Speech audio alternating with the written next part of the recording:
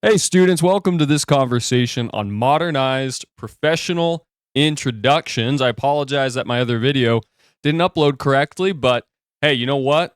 You're getting the better end of the deal because we've got some more up to date current information that I'm going to share anecdotally and personally that I experienced just this last week at the Silicon Slopes 2025 event. I invited all of you to attend that. I made an announcement about it. Hopefully, you got a chance to go because it was a phenomenal opportunity to build out that network, to connect with some very professional and quite powerful people in the industry, specifically in tech. But there were also marketers there. There were other businesses there, some finance, some ed tech, a lot of AI. If you went, you knew. But that is what's coming down the pipeline. So, what do we mean when we say a modernized professional introduction? Well, if you think about the classical stereotype, it's two people in suits and ties shaking hands and talking about the weather. And have you seen the Dow Jones lately? Or how about that Nasdaq? Or it's not all that small talk. Listen, everybody hates small talk. Nobody likes it. Nobody leaves out their front door and is like, I can't wait to small talk with people. Nobody likes to do it. So when I talk about a modern professional introduction, I'm not talking about putting on this facade of professionalism. That's one thing that's nice in the year of our Lord 2025 is that there is a lot more room and a lot more invitation and acceptance of authenticity, vulnerability even, but honestly just human connection, especially with the rise of AI. These canned introductions, these canned conversations feel robotic. And so the more that we can just connect with people on a human level, the more likely we are to succeed. So again, throughout this course, there is a primary strategy around building relationships and your marked target opportunity, whether that's a promotion or a new job or even starting your own company. You have to build relationships in order to get where you want to be. It's an integral part of your career strategy to be successful in life. So, how do you start to network? We have to introduce ourselves. We have to build an authentic connection with our audience. And I'm going to show you how to do that. But again, anecdotally, let me just show you a few photos. So, this is from the event at Silicon Slopes. There's a ton of people, hundreds of people all over. There's presenters on stage, and there's a whole bunch of professionals trying to make connections with one another. So, how do you start the conversation? I had the pleasure of running into probably 20 or 30 of my students, and they were walking around feeling a little uncomfortable, not sure how to really engage with these other professionals. And so I would just take them and bring them to these booths and introduce us and who we were, what we were.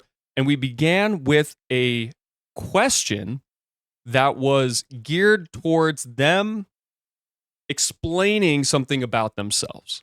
Okay. An introduction isn't enough. We don't just walk up to somebody and say, hey, I'm Charles Mays. I'm a university professor. I'm a marketing strategist, whatever. And then just like, who are you? What's your name? I mean, that could work. But usually we want to draw attention to something that we can observe about them. So going again back to this photo here, let me go back to that one, not my sprinkler that I'm getting repaired. This one, the Model Forge AI. So my good friend came with, and we approached these individuals and we said, hey, what problems does your company solve? That was the question we asked. What problems does your company solve? And these two gentlemen back here said, oh, we do all sorts of things. We help people with this, that, or the other. We help companies solve problems with data. We also create chatbots. We basically use AI to solve all their problems. And then as they were explaining and talking about themselves, we asked a very simple question. How did you get so knowledgeable about this? It's a very natural transition out of like the formal introduction into something that builds a genuine connection. And so these gentlemen and me and my friend here on the right, we spoke to these guys for about 45 minutes. We found out that the guy on the left doesn't actually work for Model Forge AI, that he was a friend of the owner, who's the gentleman in black polo. And we learned so much about them. We learned about their history, what their vision were, what they wanted to become, what they wanted to do. And as a consequence of this interaction, we all added each other on LinkedIn. We shared connections and other opportunities. And even though I didn't directly benefit in some way, it wasn't like, oh, cool, now I can lobby for a great AI bot or something. It was just a really authentic conversation that went back and forth. It was very interesting, and we learned about each other. And that started with, what problems does your company solve? Very easy way to do it. Okay. So what if that's too obvious of a question?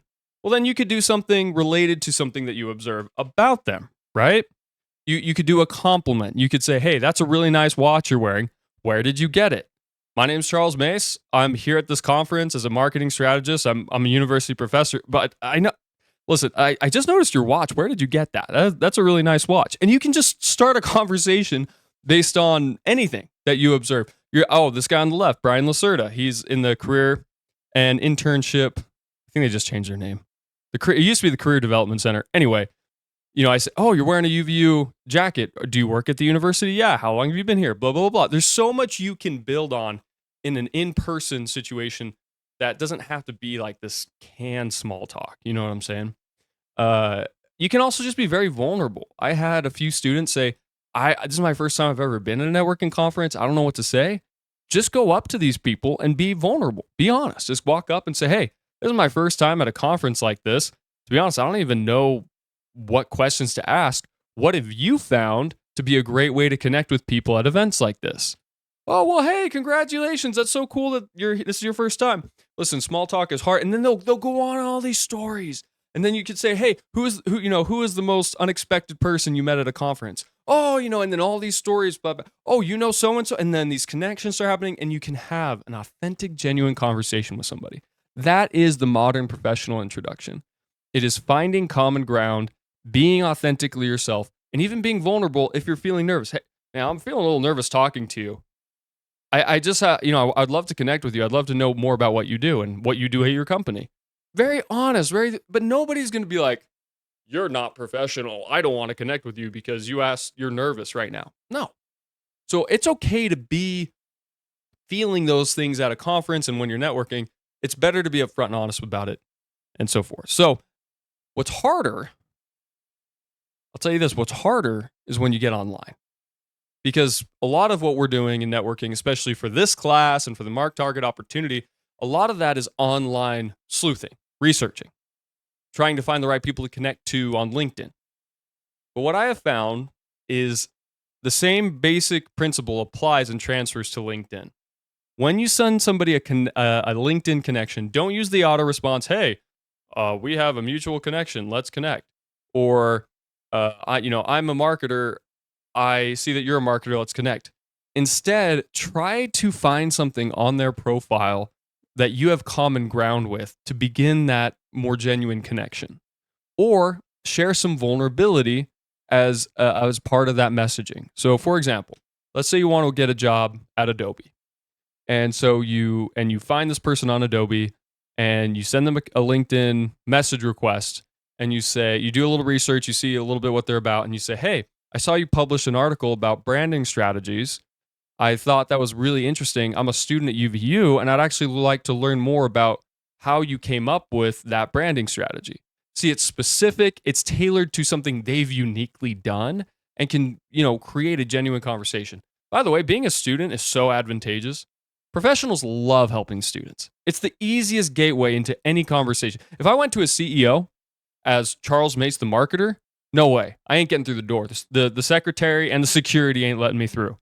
But if I message a CEO on LinkedIn and say, hey, I'm a professor that teaches students about careers, and a lot of them have been asking this question, would you mind if I hopped on a call with you for 5-10 minutes to ask you what you're seeing that can help prepare them for hopefully applying at your company? I'm getting in the door every time, pretty much, if I can get on their calendar. But that conversation still can happen. That's the point. You increase your odds significantly. But even when you're outside of the university, when you can tie something specific to something that they've done that shows a genuine interest, that's way more likely to get a genuine connection and a genuine modern introduction and network connection. And then from then on, you just keep asking questions, but don't just chat and DM, have a little bit of that. People get tired of that. So you want to take it to the next level and say, hey, we've been chatting a lot. I'd love to do a 15-minute Zoom call or Teams call or video call or whatever. And then from there, you could say, hey, let's do lunch sometime. Can I buy you lunch? and just build that relationship incrementally. And you'll see just how powerful and impactful those relationships can become. So that's the modern professional introduction. It's personal, it's genuine, it's authentic. It has a touch of vulnerability to it. And we're just humans trying to connect with humans. The other bit of advice I like to give anecdotally is when we talk to our friends and family, it's easy. We're calm. We use our humor. We make jokes. We tell stories in a natural way. And if you're ever feeling intimidated and don't know what to say, try to think about how you talk to your friends and family and try and tap into that lexicon or that vernacular or that cadence of speaking, and that can really help you both put yourself at ease, but also make the audience, the person that you're trying to network with, also feel at ease. So that is the modern professional introduction. Let's give it a shot because you've got some people that you need to connect with. You need to connect with at least 3 people based on your market target opportunity. So try and practice some of these things. And as always, if you need help practicing those introductions, hop on ChatGPT, click the voice feature, and say, "Hey, I'd like to practice some networking conversations with you. I'll go first." And then you can practice that a few times, find one that you like, and then tie it into your elevator pitch. It is important to introduce yourself. You don't just walk up to somebody and be like, "I like your watch." You do need to, say, "Hey, this is my title," your unique selling proposition that we talked about in week 1, something that gives them context about who you are and why they should talk to you. But after that, ask a genuine question and doors will open for you. So, hope that helps. Good luck. And always feel free to reach out if you have any questions.